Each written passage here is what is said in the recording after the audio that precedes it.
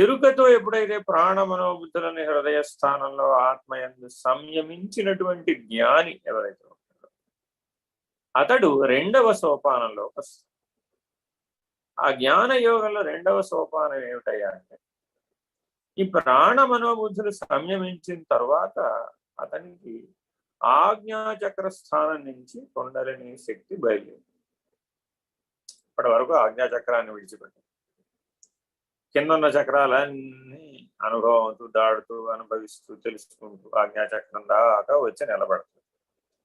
ఈ ఆజ్ఞాచక్రం నుంచి నడవాలి అంటే మటుకు ఈ మూడు కూడా ఆత్మస్థితి అందు సంయమించినటువంటి ఆత్మ సంయమ యోగం సిద్ధించినటువంటి వాడికి కుండలిని శక్తి ఆజ్ఞాచక్రం నుంచి ద్వాదశాంతం దిశగా బయలుదేరి ఆజ్ఞాచక్రం నుంచి బ్రహ్మరంధ్రానికి మధ్యలో 12 అడుగుల దూరం ఒక్కొక్క అడుగు వేస్తుంది.